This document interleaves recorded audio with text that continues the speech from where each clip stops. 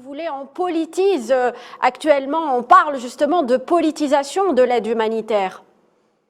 Absolument, il y a la politique des 2 poids 2 mesures, comme si les victimes turques sont des êtres humains alors que les victimes syriennes sont des extraterrestres. Malheureusement, le constat est là, mais il y a une exception européenne quand même. L'Italie a envoyé via Beyrouth, a envoyé de l'aide directement vers Damas. Aussi, il faut citer les pays arabes qui ont eu le courage de casser cet embargo et d'aller directement par leurs avions à Alep, notamment l'Algérie qui a installé un pont aérien même avec Alep, aussi les Émirats arabes unis, on a la Tunisie aussi, l'Irak, l'Égypte, la Jordanie, le Liban et d'autres qui sont absents. Au plan international, on constate la présence des États de BRICS et des États du traité de Shanghai. Donc, ça c'est très révélateur puisqu'il y a la Chine et la Russie et l'Inde. L'Inde fait partie des traités de Shanghai et non pas des pays des pays de BRICS. Donc, on voit bien que le monde est divisé. Il y a un nouvel ordre mondial. Les États de BRICS, des traités de Shanghai, des républiques souvent arabes qui sont courageuses, qui n'ont pas obéi à ces 5 sanctions qui ne sont pas humaines du tout contre la Syrie, puisque nous sommes devant une catastrophe humaine. Ce n'est pas même une guerre où on ne peut pas politiser les séismes et on ne peut pas tout mettre sur le dos de la politique. Donc, on voit bien l'hypocrisie de l'Occident. Je reprends le titre du livre de mon ami Jean Ziegler, La honte de l'Occident. Donc, 2 poids 2 mesures, on envoie les aides vers la Turquie parce que la Turquie est un membre de l'OTAN, mais la Syrie, sanctions, embargo total, à l'exception évidemment de l'Italie. Maria Saada, j'aimerais avoir votre réaction au sujet donc si vous voulez, ce 2 poids 2 mesures dont vient de parler Riyad Sidawi. Comment réagissez-vous face à une telle injustice? On pensait que le monde entier allait se mobiliser pour venir en aide aux Syriens et on voit que non.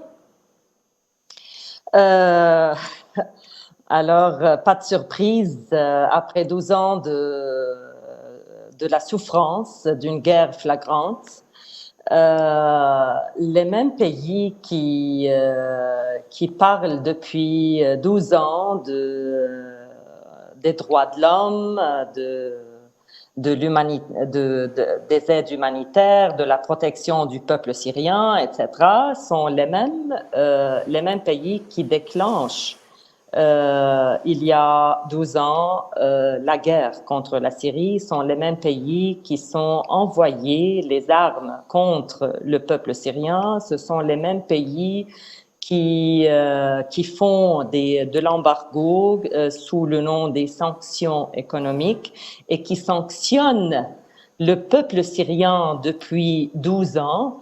Et alors, ce sont les mêmes pays qui refusent d'envoyer des aides humanitaires vers la Syrie aujourd'hui dans cette crise catastrophique humanitaire. Alors, moi, je suis complètement d'accord avec Dr Sidawi, avec la situation du nouvel ordre mondial aujourd'hui. Certainement, c'est par la nature des choses.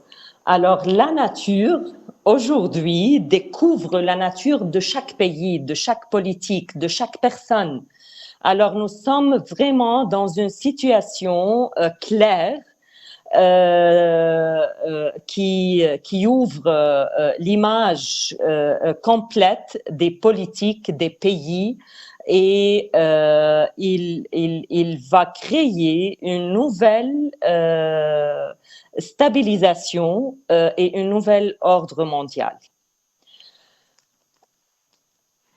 Très bien. Maria Saada, justement, à ce propos, on va écouter donc la déclaration du président syrien Bachar el-Assad qui était en déplacement à Alep. Il est revenu justement sur ce sujet. On l'écoute.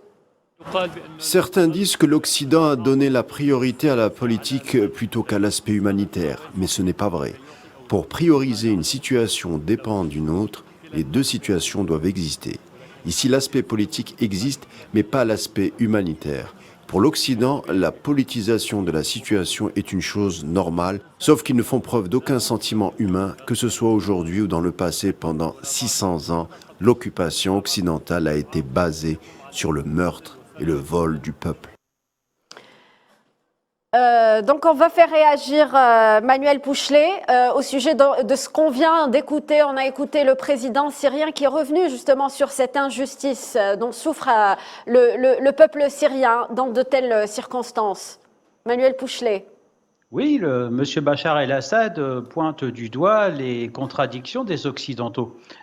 Force est de constater qu'ils sont vecteurs de valeurs humanitaires, de paix, de droits de l'homme. Et force est de constater, malheureusement, qu'aujourd'hui, on a une population qui souffre, on a quand même beaucoup de milliers de morts et personne ne vient en aide. Là est la contradiction occidentale, si vous voulez.